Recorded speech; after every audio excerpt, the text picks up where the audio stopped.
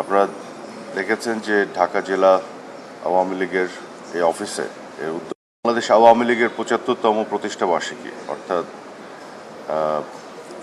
Platinum জয়ন্তী উপলক্ষে, যেটি বাংলাদেশের এবং আসলে দক্ষিণ এশিয়ার অন্যতম বৃহত্তম এবং অন্যতম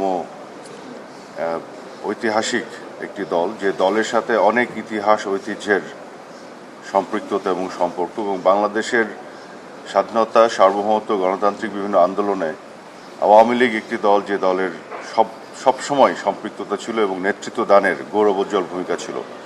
সেই দল আওয়ামী লীগ, এবং এই আওয়ামী লীগেরই প্লাটিনাম জয়ন্তী। সেই উপলক্ষে আজকে ইতিহাসকে তুলে ধরার একটা প্রয়াস নেওয়া হয়েছে ছবির মধ্য দিয়ে, যেটা আপনারা দেখেছেন, এবং সেটি আসলে আজকে দেখতে আসলাম। এবং চমৎকার এই উদ্যোগ।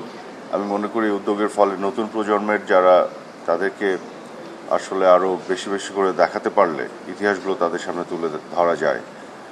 আমি এই ৭৫তম প্রতিষ্ঠাবার্ষিকী উপলক্ষে আওয়ামী লীগের একটি ছোট্ট লেখা লিখেছি। সেখানে আমি উল্লেখ করেছিলাম যে নতুন প্রজন্ম কেন আওয়ামী লীগ করবে।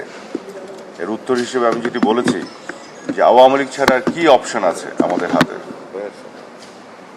মুক্তিযুদ্ধের চেতনার পক্ষে চেতনাকে ধারণ করা, লালন করা এবং জনগণের মধ্য থেকে জন্ম নিয়ে জনগণের মধ্যে বেড়ে ওঠা আর কোনো দলকে আছে মূলধারায় বাংলাদেশে? আর কোনো দল নাই। যারা আছে ক্যান্টনমেন্টে বিভিন্ন সামরিক শাসকের পকেট থেকে তৈরি হওয়া দল, অথবা মুক্তিযুদ্ধ বিরোধী অপশক্তি সরাসরি। আর কিছু হয়তো আছে দল যারা এত দুর্বল যে তারা শুধু চাই দাবি জানানোর বাইরে তাদের কোনো সক্ষমতা নাই।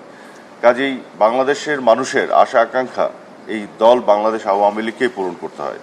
এদেশের স্বাধীনতার আকাঙ্ক্ষা আওয়ামী লীগ পূরণ করেছে।